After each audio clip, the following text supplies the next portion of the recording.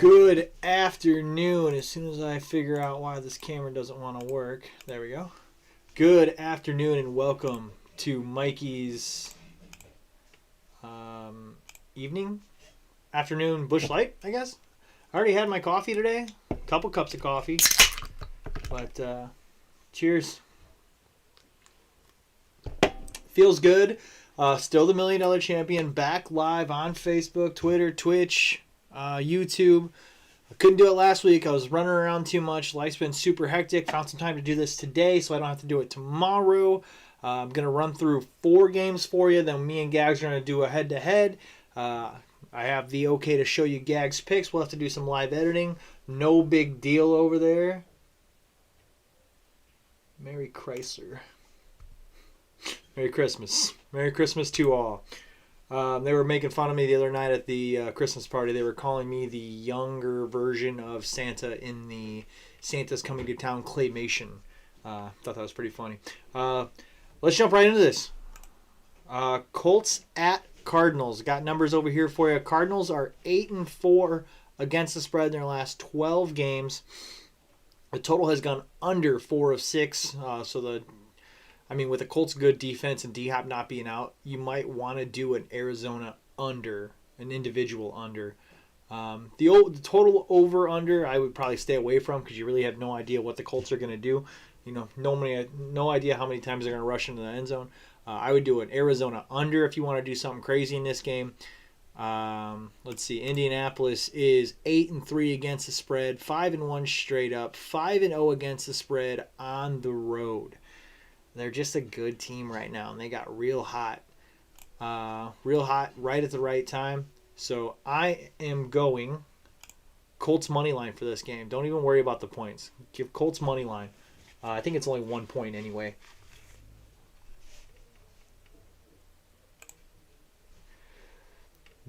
So Arizona, Gags is jumping in and saying it feels like a bounce back spot for Arizona, and Colts let down after a big win, but the Colts just got to stay hot. They can't lose anymore. They got to keep staying hot, and without having D-Hop, that lineup's really hurt.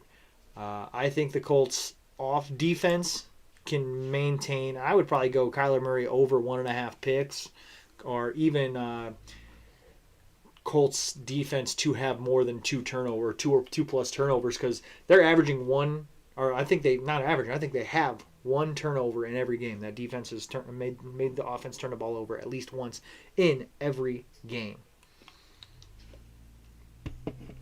Next game here, this was Lions at Falcons. Now this was going to be the Rams game, but after a deep dive into some of this, I didn't like the Rams minus 3.5, so I went Lions at Falcons minus 6.5. Detroit 5-1 against the spread. I feel like they're a good team right now, and I feel like they've been on the cusp of a good team all year. Yeah, Gags is jumping in saying Colts can't lose after Tennessee won last night. Didn't even watch that game. Couldn't even tell you what happened in that game. I know Brown went off because he had 20 points in fantasy. Other than that, no idea what happened. But the Colts need to win there. Moving on to the Detroit-Atlanta game. Detroit's 5-1 against the spread. They've been a good team all year, just haven't really been able to put the pieces together. 1-5 against the spread in the last 6 games against Atlanta. 0-7-1 straight up, but they haven't won a game in a long time. 4-1 against the spread in the last 5 games this season. Like I said, hot at the right time. Again, this is another one of those teams that really caught that wave and started wave. Atlanta 2-4 against the spread. The under is gone. The under has hit 5 of the last 6 games. So maybe the under trend's here for both teams. Maybe play all the unders. My screen just shut off again. Atlanta 1-7 straight up. That's pretty much it. Yeah, I like Detroit here. Give me the points with Detroit. You might want to tease this a little higher than a touchdown. You might want to do 7.5 and give up some juice. I like Lions plus 6.5, and I'm going to ride that out. Next game I like here is... Gag said last night's game was good. What was I doing last night? I don't remember what I did. Oh, me and Julie were playing Monopoly last night. Bills plus 1.5 at Patriots. Bills are the underdog here just because the Patriots are the Patriots right now.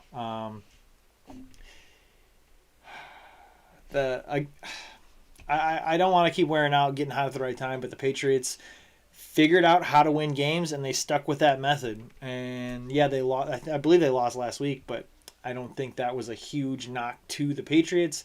They lose their running back Harris, I believe, and that hurts them a little bit. So Mac Jones has to be more. You have to ask more of Mac Jones, and he needs to be a maintenance guy. He needs to be able to control the ball. Yeah, I trust in Mac Jones, and in Mac Daddy Jones I trust, and I'm going to ride with, I'll give you some numbers here in a second, but I'm going to ride with the Patriots. Oh, no, I went Bills plus 1.5. Yikes. Okay. So I guess I don't trust the Patriots without Harris. Buffalo, the over in 4 of the last 6 games. Against the spread, 3-7 versus New England. Buffalo, yikes. Maybe I should go Colts here. Maybe I should go Patriots here. New England 7-1 against the spread in the last 8 games. Total has gone under in 4 of the last 6. I said Buffalo was over in 4 of the last 6, so your over/under doesn't trend here. What a fraud. That's funny. I think I just convinced myself I want to bet on New England, but I'm sticking with Buffalo plus 1.5. The numbers don't look great. So again, New England 7-1 against the spread. 7-1 straight up. The under plays for New England. The over plays for Buffalo. New England's 4-1 against the spread the last 5. Buffalo is 3-7 against the spread versus New England.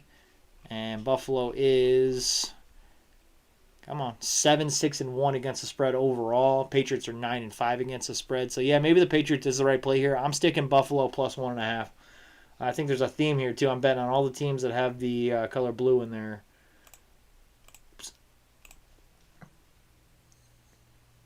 Come on. All right, Ravens plus 3 at Bengals. This is another game I kind of threw in last second, so I had 4 games this week. I only played 3 games last week.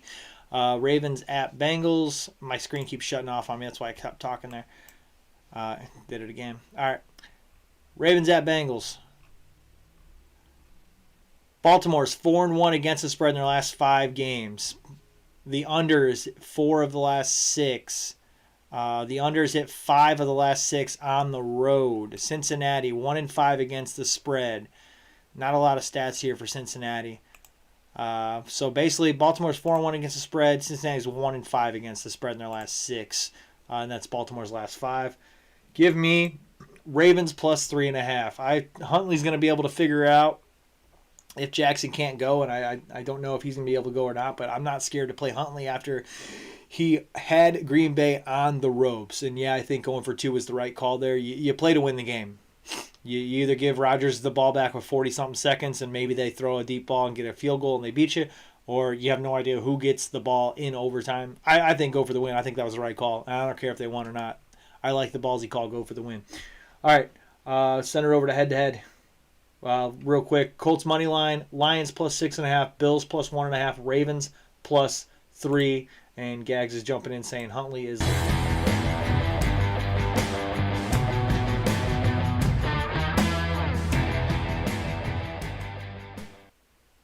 All right, back with Gags and Mikeys head to head. I'm going to start talking about mine. I'm probably going to trip over it a little bit because I got to do some live editing here with Gags's.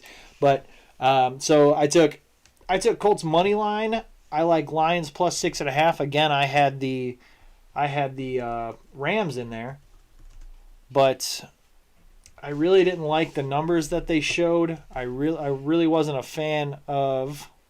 Jiminy Christmas! I can't do this and talk. I really wasn't a fan of the Rams stats behind that. Cards minus 2.5. And Chargers minus 10. Okay. I don't have Gags' juice. I wasn't prepared for me to be able to read his stuff off. But Gags likes Packers minus 7, Cards minus 2.5, and the Chargers minus 10. I like Colts money line, Lions plus 6.5, Bills money line.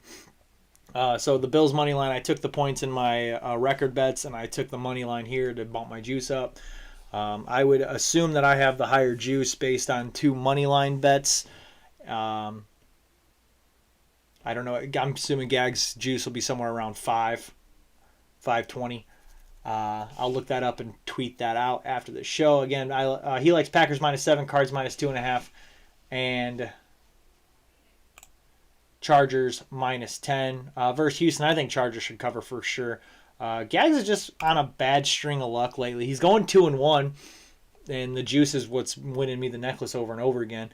Because we've gone 2-1. I think I went 3-0 the last 2 weeks for sure, possibly 3 weeks. Colts money line, Lions +6, Bills money line, Packers -7, Cards -2.5. Go ahead and parlay all 6 of these. No, you can't because Cardinals are playing the Colts, so you can't parlay all 6 of these. So one of us is going 2-1. That's all I got.